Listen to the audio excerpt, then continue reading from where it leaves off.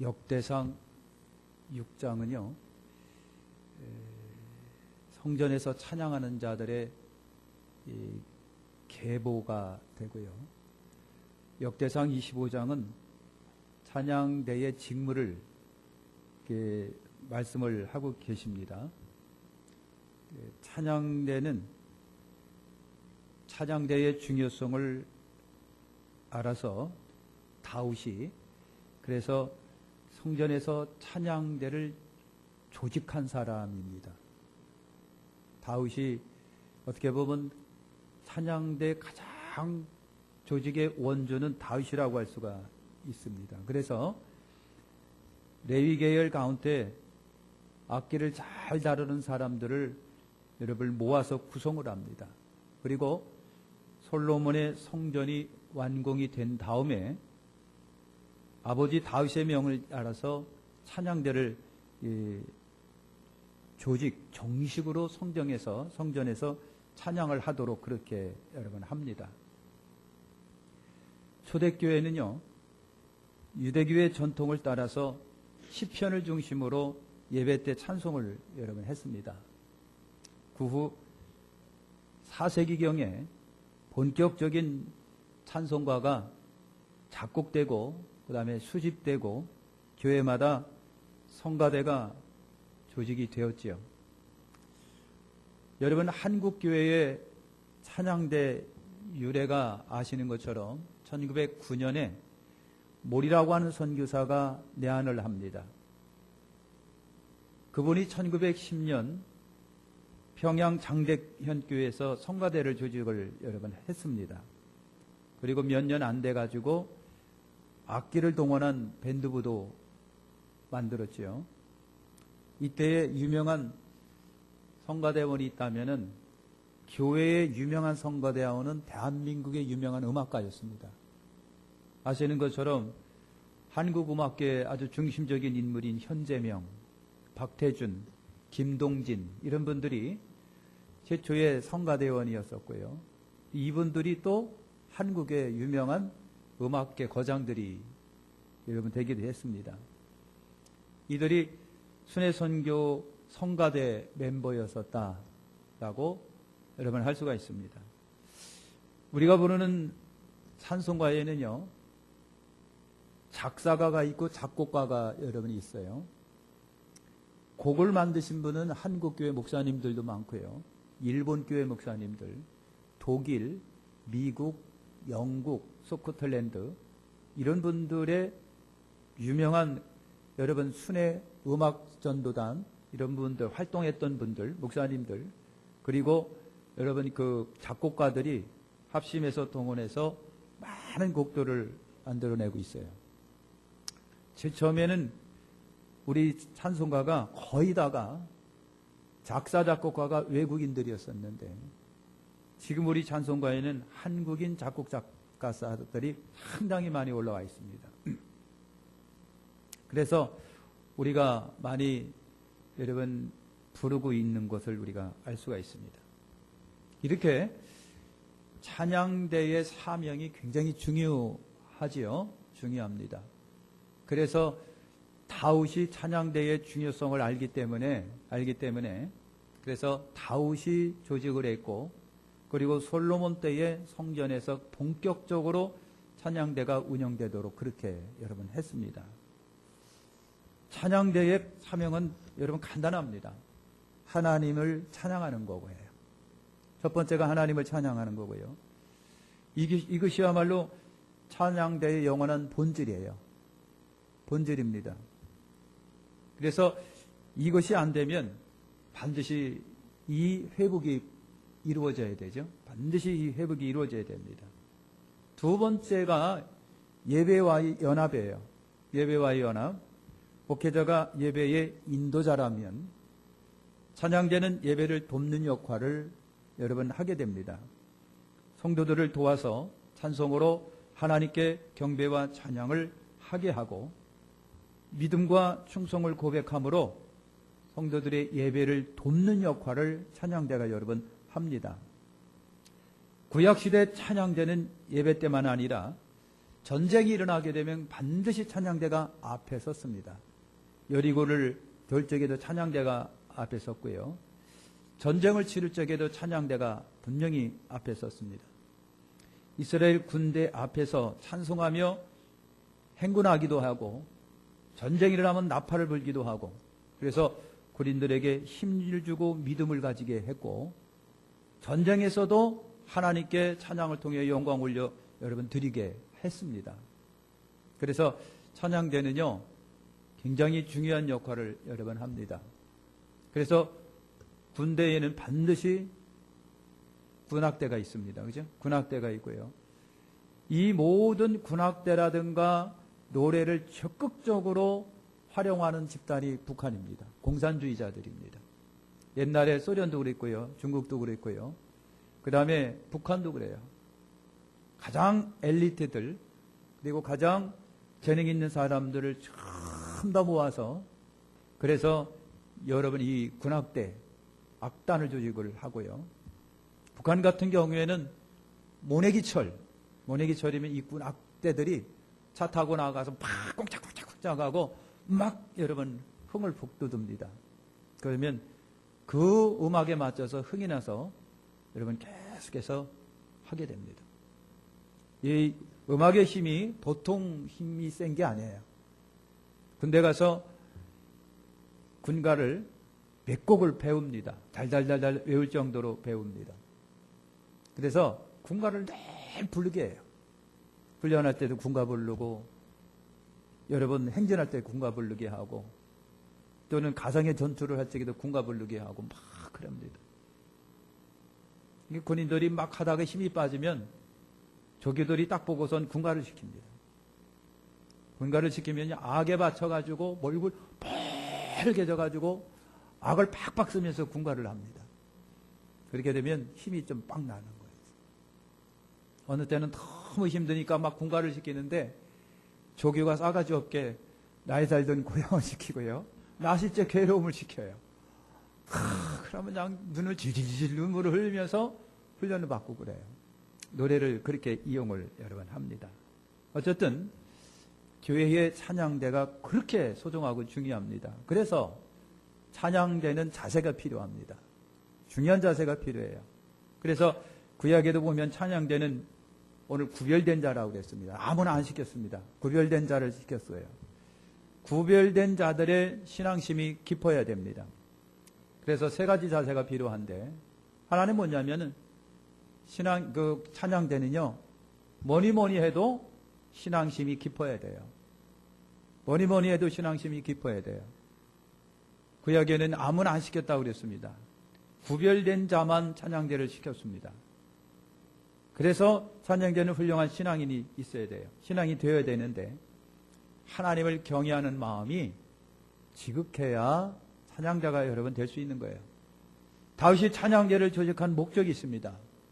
역대상 25장 3절에 보니까 신령한 노래를 하며 여호와께 감사하며 찬양케 하려는데 목적이 있다고 했습니다. 다윗이 찬양을 조직한 것이 신령한 노래를 하며 여호와께 감사하며 찬양케 하며 정말 하나님을 경외할 때에 신령한 노래와 감사의 노래를 여러분 할 수가 있습니다. 찬양대는 성령 충만해야 됩니다. 성령 충만해야 되죠.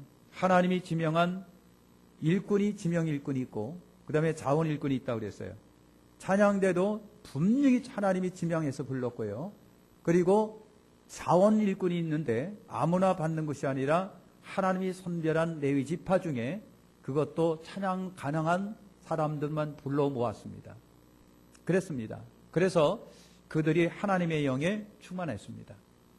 에베소서 5장 18, 19절에 보면 오직 성령의 충만함을 받아라 시와 찬미와 신령한 노래들로 서로 화답하며 주께 노래하며 찬송하라이라고 이렇게 말하고 있습니다. 하나님을 찬양하는 노래는 성령에 영감되어야 됩니다. 영은 영어로라야. 예? 이는 그렇게 되는 거예요. 사람을 감화시키려면 영감된 찬양을 여러분 해야 되죠. 반대로 우리가 하나님 찬양하는 것인데 하나님께 올려지고 하나님께 영광되고 하나님이 받으시는 노래는 어떤 노래여야 할까? 보나마나 영감되어져야 됩니다. 그래서 영감된 노래는 성령의 감동된 노래라고 하는 것입니다. 신령한 노래란 성령과 진리 안에서 부르는 노래예요. 그런 노래입니다. 그래서 훌륭한 기교가 있는 노래가 영감된 노래가 아니고요. 정말 내 영이 하나님의 영에 감동되었을 때 그 입에서 나가는 찬양이야말로 영감된 찬양이다. 그래서 찬양대는 찬양의 기교를 여러분 100 중에 한 40으로 본다고 한다면 영감은 60으로 여러분 볼 수 있습니다. 그래서 이왕이면 여러분 찬양할 적에 악보에 따라서 그죠? 정확하게 그리고 감동되게 불러야 돼요. 불러야 되죠. 이왕이면 찬양대 하는 사람 목소리도 좋아야 되고요. 그렇다고 해서 영감된 찬양자만 불러몬다고 해서 음치를 또 세울 수는 없습니다. 하나님께 영광된 찬양이 되기 위해서 어떻게 한다? 하나님도 사람을 뽑을 적에 아까 얘기했지만은 지명일꾼이 있고 자원일꾼이 있었다고 그랬습니다. 아무나 지원일꾼, 자원일꾼 삼은 것이 아니라 탁월한 그 방면에 기술이 있는 사람, 지혜로운 사람, 역량이 있는 사람을 하나님이 지명해서 부른 거예요. 그러니까 이왕 찬양하려면은 목소리 좀 튀어야 되겠고요. 악보를 제대로 볼 줄 알아야 되겠고, 그리고 찬양을 할 때 감사와 감동도 좀 일어나야 되겠고요. 그런 역량이 여러분 필요합니다. 가장 중요한 것은 저희 여러분들이 성령에 충만해야 되겠다. 예? 성령에 충만해서 부르는 찬양이어야 한다라고 하는 거예요. 할렐루야.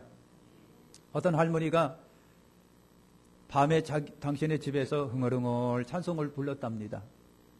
그것도 여러분 세련된 찬송이 아니라 흥얼흥얼 부르는 그 찬송가에 낙심해 갖고 어쩔 줄 모르고 살아야 돼 말아야 되라고 하면서 돌아다니는 아가씨가 할머니의 흥얼거리는 찬양에 그 곡에 매료를 됩니다. 그래서 창문 밖에서 한참 들었답니다. 한참 듣고 힘을 얻어가지고 그래서 삶을 포기를 중단하고 열심히 힘을 냈다는 얘기도 있어요. 할머니가 무슨 찬양을 얼마나 전문가답게 했겠습니까? 성령으로 시키니까 감동돼서 흥얼흥얼 했던 그 감동의 찬양이 사람의 마음을 이렇게 움직이는 거예요. 할렐루야. 훌륭한 믿음의 고백들이 찬양대원들한테는 있어야 됩니다. 찬양의 고백, 믿음의 고백들, 구원이 분명하게 확신이 있어야 돼요. 그죠?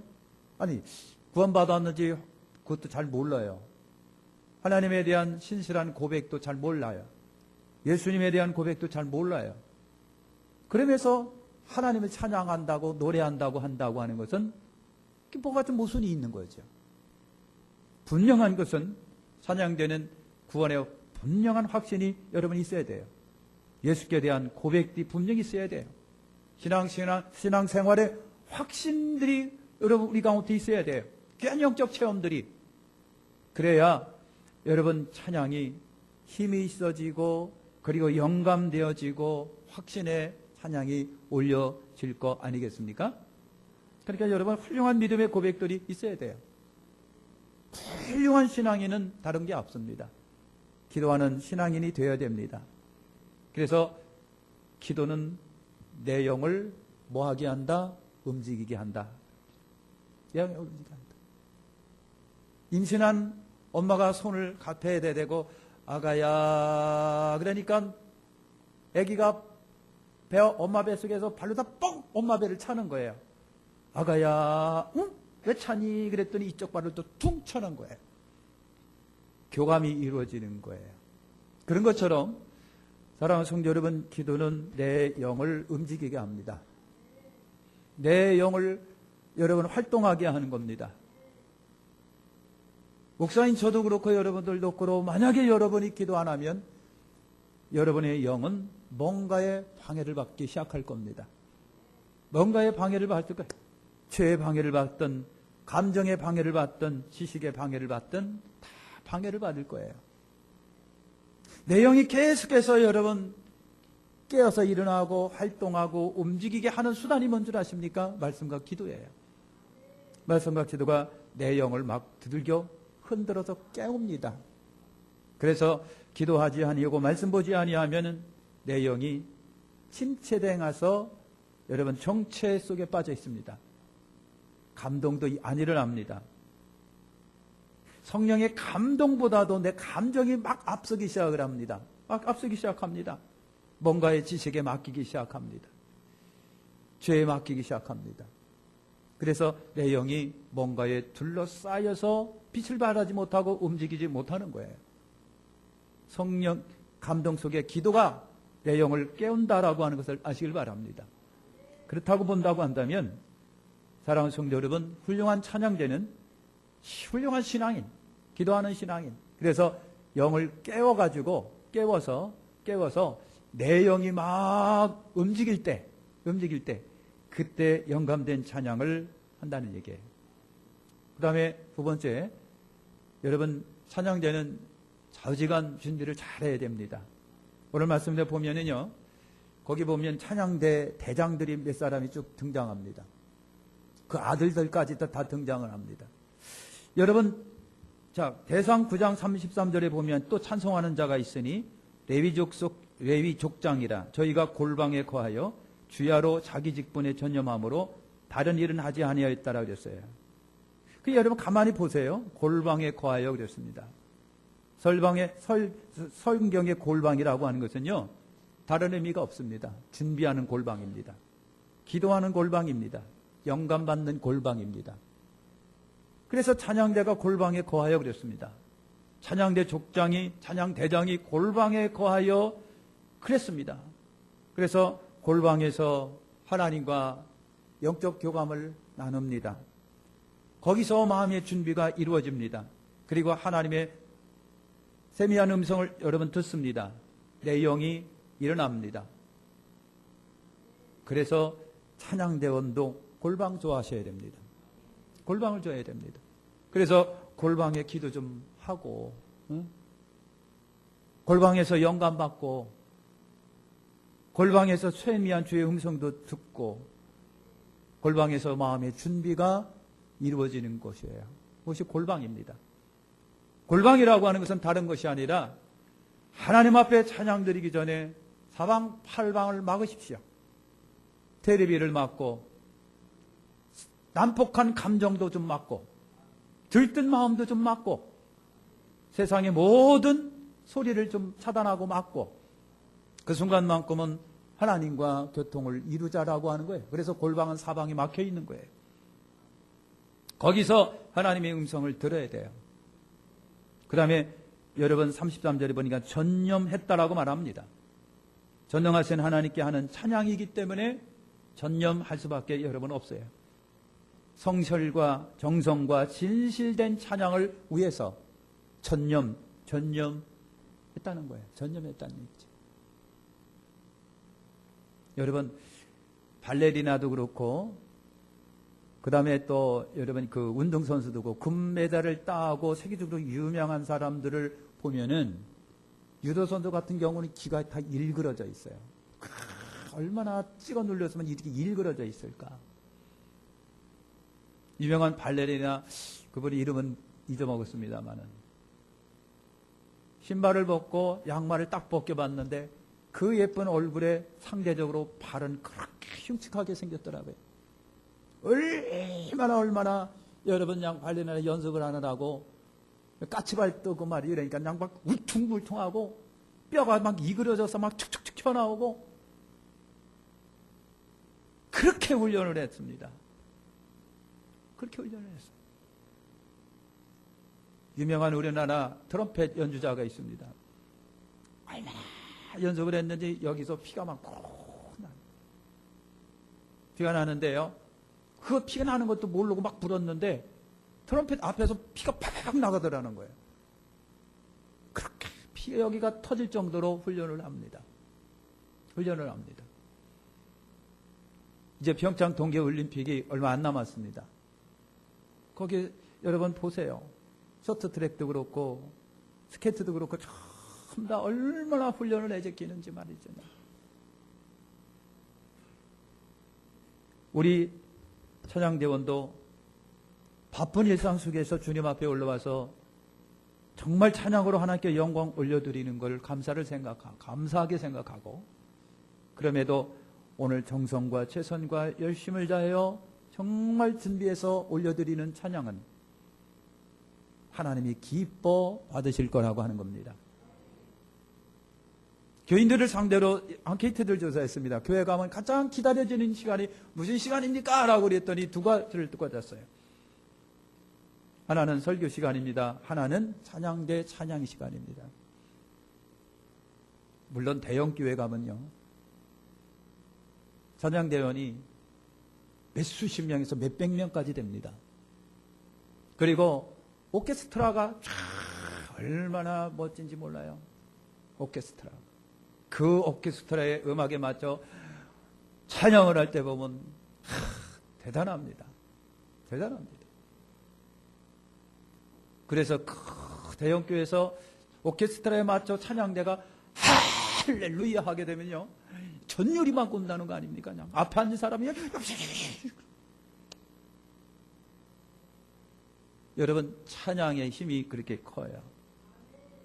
그 찬양대가 그렇게 소중하고 귀한 존재들이에요.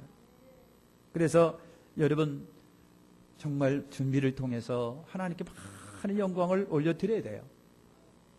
세 번째는 마음을 다시라고 하는 겁니다. 우리가 하나님을 영화롭게 한다는 마음이 있어야 돼요. 그죠? 나는 지금 하나님께 한다.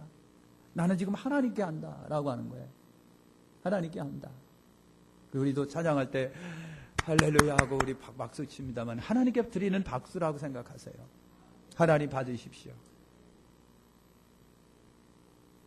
근데 우리는 여러분 누구든 독창이건 합창이건 찬양하건 하면은 잘했다 못했다 목소리가 더럽네 뭐 평가를 합니다. 목소리가 형편없어도 상관없습니다. 하나님이 받으시면 되는 거예요. 그러니까 우리는 이 찬양의 대상이 교인이 아니라 하나님이라고 하는데요. 그죠? 교인이 아니라 하나님. 그래서 어떤 교회는 대예배 또 우리는 대예배를 저쪽 보고 합니다. 어떤 교회는 좀 다 이 앞을 보고 기도를 시킵니다. 왜? 기도는 회중하게 하는 게 아니라 하나님께 한다라고 하는 거예요. 하나님께 한다. 여러분, 오늘 찬양대도 하나님께 한다라고 하는 거예요. 하나님께. 그러니까 하나님께 하니까 준비는 좀 필요하고 말이죠. 열심히 준비해서 하나님께 올려드릴 때 하나님이 기분이 좋으시잖아요. 그래서 우리가 새벽에 레위기를 좀 읽고 있잖아요. 제사장은 뭐 하는 사람이다? 네? 하나님께 밥 드리는 사람. 제 얘기가 아니라 레위기에 있어요. 제사장은 하나님께 식사 대접해 드리는 사람이다. 하나님의 음식이 뭐라고 아십니까? 짐승 속에 있는 중요한 기관, 기름들이 번제단에 올려서 불태워 드리면 하나님이, 성경에 화목제사는 드리는 사람과 하나님이 맞대면에서 식탁에 앉아가지고 같이 식탁하는 것으로 묘사되고 있습니다. 그래서 하나님께 드리는 하나님의 음식을 속에 있는 중요 기관이고 기름이라고 말하고 있습니다. 기름. 그게 못지않게 중요한 것이 바로 이 찬양이라고 하는 거예요. 찬양도 하나님께 드리는 굉장히 신령한 양식과 같은 거예요. 그래서 오늘 여러분 마음을 다하여 여러분 하시길 바랍니다. 찬양대가 예배를 돕고 목회자를 돕는다는 마음이 여러분 있어야 돼요. 오늘 아침에 어느 교회인가요? 만락교회지요. 만락교회인데 보니까 김우영, 김 목사님이신데 설교를 하다가 어떤 찬송가 가사를 가지고 이렇게 이제 그 설교를 하면서 자기 성가대에 있는 오부에 잘 부는 청년을 앞에다 딱 세워놓고 이렇게 가사가 은혜스럽고 가사야말로 우리 신앙의 고백입니다 하고 가사를 쫙 불러준 다음에 오부의 형제한테 그거를 연주시킵니다. 그 특유한 오부에서의 그 여러분 음색과 더불어 찬양이 쫙 퍼지는데 띵호와 오늘 전지 몰라요. 그래서 여러분 예배를 돕고 목회자를 돕는 것이 넣는 그 마음으로 여러분 해야 됩니다. 성도들에게 은혜를 끼친다는 사명감, 그죠? 그래서 아까 얘기한 것처럼 곡계는 전부 다 작곡한 사람, 작사한 사람이 있습니다. 그 사람들이 괜히 한 게 아니라 영감 받아서 한 것들인 겁니다. 영감마다 한 거예요. 그러니 그 영감된 것을 내가 영감으로 받아들여서 나도 한다면 그분과 동일한 은혜 속에 거하는 거잖아요. 그래서 성도들에게 은혜를 끼친다는 사명감을 가지고 예배자의 본이 된다는 사명감을 가지고 할렐루야. 저도 목사도 눈이 있기 때문에 CBS에 보면은 기독교 방송에 TV 기독교 방송에 보면 수많은 교회들이 나와서 찬양대의 위치를 우리처럼 저기 있는 데가 있어요. 어떤 교회는요 강대상 뒤에 찬양대가 있습니다. 강대상 뒤에. 그래 목사님이 설교하면 뒤에가 다 카메라로 비춰지는 거예요. 그래서 어떤 교회는 이것이 위험성을 느껴가지고 그래서 전부 다 저쪽으로 보냈다 합니다. 왜냐하면 카메라 비춰지는 찬양대원들의 모습을 보니까 조는 사람이 있지를 않나, 이빨 쑤시는 사람이 있지 않나, 막 흔들어 제끼는 사람, 목사님 설교가 안 나오고 전부 다 그 사람들만 보는 거예요, 그냥. 실제로 기독교 방송의 그 찬양대원이 뒤쪽에 있는 가만히 보십시오. 아주 지루해갖고 견딜 수 없는 모습으로 앉아있는 찬양대원들을 보면요. 텔레비 보고 있는 나도 진짜 은혜가 떨어져요. 얼마나 그 뒤에 있는다고 하는 것이 진짜 중요한 겁니다.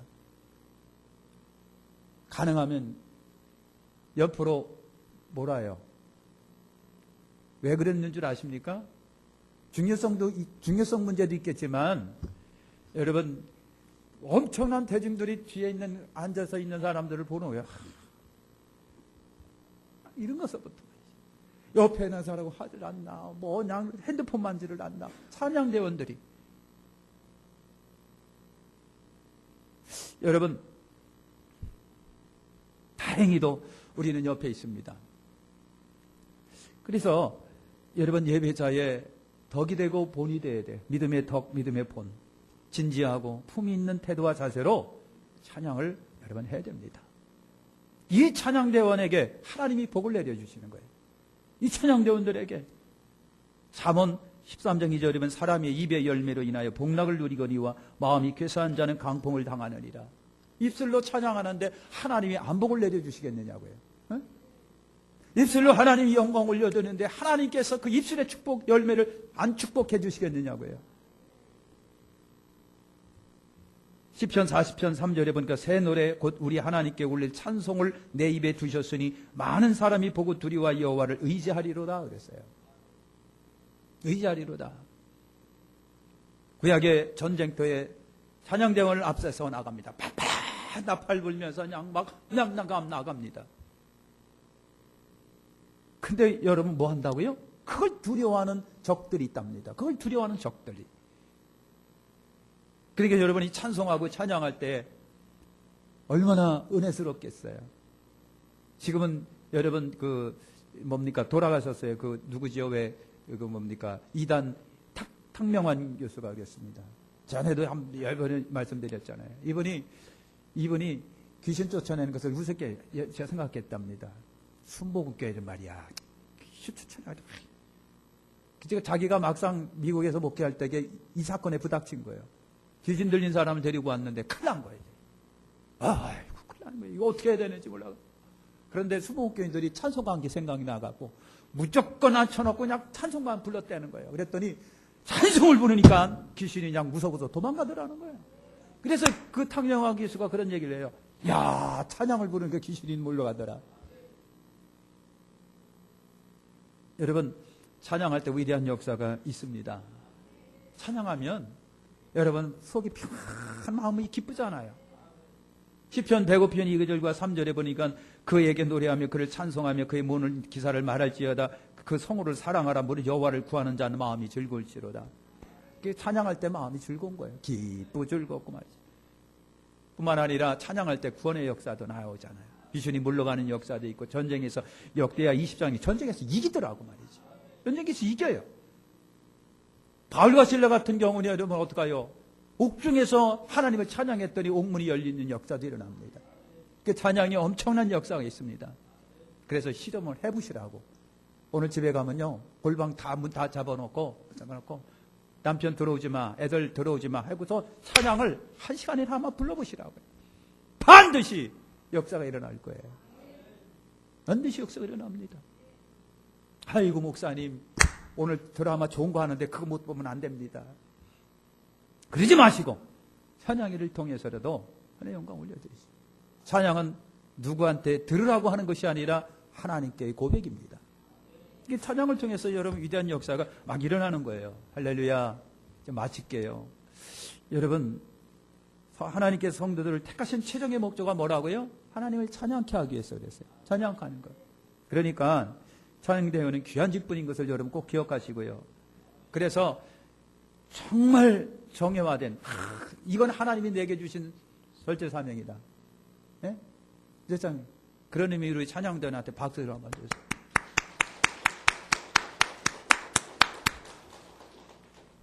열심히 치라오. 더 치라오. 그렇게 돼요. 찬양대 여러분 수고 많으셨고 감사한데요. 귀한 직분인 것을 알아서 하나님께 영광 많이 올려주시고요. 미션. 그 뭐예요? 사명이 사명. 텔레비에서 막 개그맨들에게 미션 뭐 이렇게 했는데요. 미션은 사명이에요. 여러분들이 지금 엄청난 사명을 받고 있는 거예요.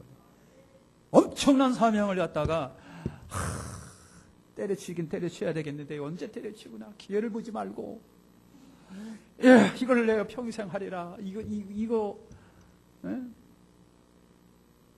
어떤 실합니다. 권사님이 그랬을 때요. 찬양하는데 나이는 먹어가는데 목줄은 생겨지는데 목사님이 그만두라고 할까봐 그게 걱정인 거예요.